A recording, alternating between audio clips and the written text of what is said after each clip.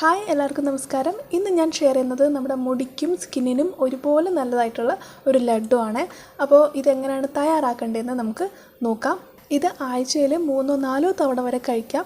ഇത് തുടർച്ചയായിട്ട് ഒരു 3 മാസമെങ്കിലും കഴിക്കുകയാണെങ്കിൽ നല്ല ചേഞ്ച് മുടിയിൽ വന്നു തുടങ്ങും.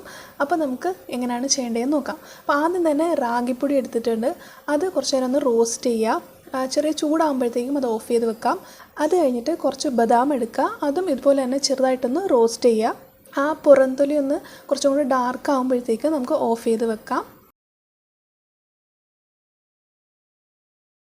ഇത് തണുത്ത് കഴിയുമ്പോഴത്തേക്കും മിക്സർ ജാറിലിട്ടൊന്ന് പൊടിച്ചെടുക്കാം. ഇതുപോലെ നന്നായിട്ട് പൊടിഞ്ഞ് കിട്ടും. അത് കഴിഞ്ഞ് നമുക്ക് വേണ്ടത് വാൾനട്ട്സ് ആണ്. അതും പൊടിച്ചെടുക്കുകയാണ്. വാൾനട്ട്സ് ഇല്ലെങ്കിൽ നമുക്ക് കടല റോസ്റ്റ് ചെയ്തെടുത്തത്, അതുപോലെ സൺഫ്ലവർ സീഡ്സ്, കപ്പലണ്ടി, കശുവണ്ടി ഒക്കെ ചേർക്കാം. പിന്നെ ഒരു പാത്രത്തിലേക്ക് ശർക്കര നന്നായിട്ട് ഉരുക്കിയെടുത്തതാണ്. വെള്ളത്തിൽ തിളപ്പിച്ച് ഉരുക്കിയെടുത്തിട്ട് അത് അരിച്ചെടുത്തതാണ്. അതിലേക്ക് നമ്മൾ നേരത്തെ പൊടിച്ചു വെച്ചിരിക്കുന്ന ബദാമിൻ്റെയും വാൾനട്ടിൻ്റെയും പൊടിയൊക്കെ ചേർത്തൊന്ന് ഇളക്കി കൊടുക്കുക. നന്നായിട്ട് ആ മധുരമൊക്കെ ശരിക്കും പിടിക്കും എല്ലാത്തിലും. അത് കഴിഞ്ഞ് കുറച്ച് ഗീ ചേർക്കുന്നുണ്ട്. അതുപോലെ ഓണമൊക്കെ ഇവിടെ വരെ ആയി തീർച്ചയായിട്ടും കമൻറ്റ് ചെയ്യാം കേട്ടോ. അടുത്തത് നമുക്ക് ഈന്തപ്പഴം വേണം. ഈന്തപ്പഴത്തിൻ്റെ കുരു കളയണം. കളഞ്ഞിട്ട് അതൊന്ന് ജസ്റ്റ് ഒന്ന് ചതച്ചെടുത്തേക്കാണ് മൊത്തത്തിൽ. എന്നിട്ട് അതാണ് നമ്മൾ ഇതിനകത്തോട്ട് ചേർത്ത് കൊടുക്കുന്ന അടുത്തത്.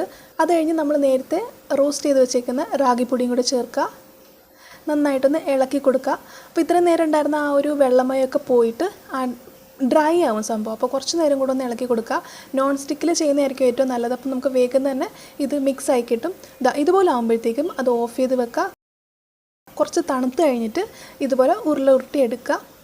എക്സ്ട്രാ എണ്ണയോ കാര്യങ്ങളോ ഒന്നും ചേർക്കേണ്ട. നമ്മൾ ആ ഗീ ചേർത്തതും പിന്നെ ആ ആൽമണ്ട്സിൻ്റെയും മറ്റും ഓയിൽ തന്നെ നന്നായിട്ട് നമുക്ക് ഇങ്ങനെ പിടിച്ചെടുക്കാനായിട്ട് പറ്റും. നല്ല ഉരുള പോലെ തന്നെ ഉരുണ്ട് കിട്ടും. അപ്പോൾ ഇത്രയുള്ള സംഭവം തീർച്ചയായിട്ടും ട്രൈ ചെയ്ത് നോക്കുക. നല്ല ഹെൽത്തിയാണ്, ടേസ്റ്റിയാണ്.